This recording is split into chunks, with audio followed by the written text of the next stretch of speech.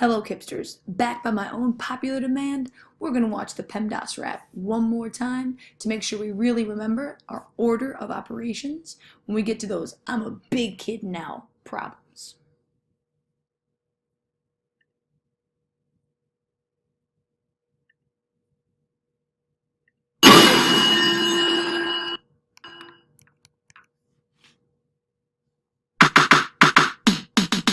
Parentheses first, exponents next. Multiplication and division in the same step. Addition and subtraction, if you got the nerve. From left to right, first come, first serve.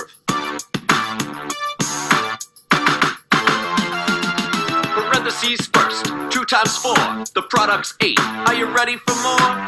Exponents next, 2 squared is 4. Let's move down like we did before. Time to divide or multiply. Let's see what we got. Take a look at the signs. Divide the 8 by the 2. The quotient's 4 and we're almost through. It's finally time to add or subtract. 8's the answer and that's a fact. Turn that down!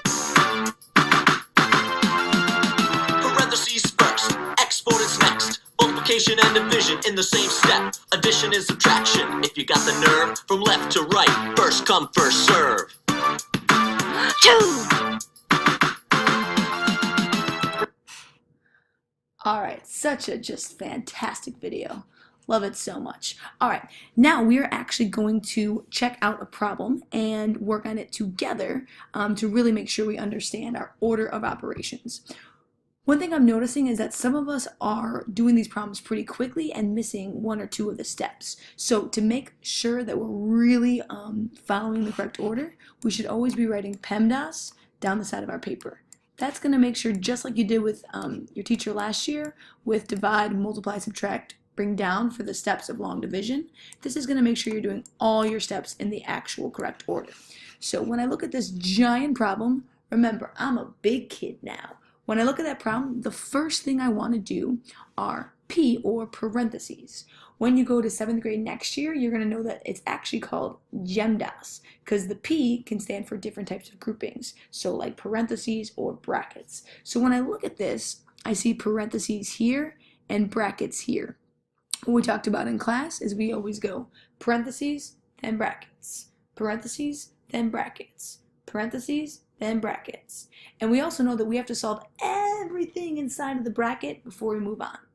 I remember I made a little connection for you guys. I'm much closer with my mom, so my mom has like nice warm little hugs, and then my dad likes to be like a bigger guy and he comes around and tries to hug me, but usually I try to avoid it, but I have to do him first before I do anything outside of giving that hug to my dad. So mom first, and then dad. So let's check this out. The first thing I'm going to do is the stuff that's inside the parentheses, which is 4 plus 1. So I am going to do 4 plus 1, so I'm going to bring my bracket down, I'm going to bring the 8 plus, and now I'm taking away the parentheses because I'm going to solve that, which is just going to be 5. Do not forget about my little exponent, bracket minus 6 to the power of 2, or 6 squared.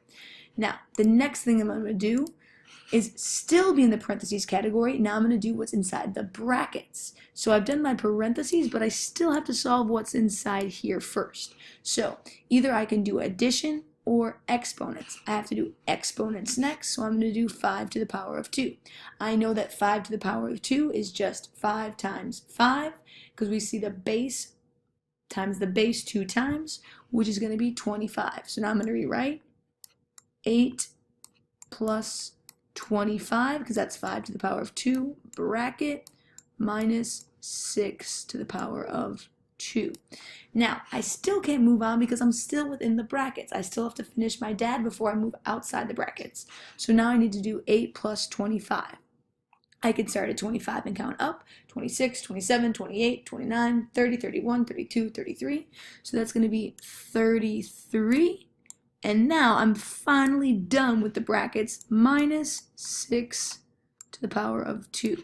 So now I can finally, hallelujah, move on. I'm done with my parentheses slash brackets. Remember, parentheses first, then our brackets. Now I'm going to do 33 minus 6 to the power of 2. When I do this, I always want to do my exponents before subtraction because it's earlier in our PEMDAS order. So I'm going to do 6 to the power of 2. I know that I never say 6 times 2 is 12. That's what kipsters that aren't really smart or not really thinking or trying their best do. We know that we see the base times itself 2 times. So I'm going to rewrite that like that. So this is going to be 33 take away 6 times 6.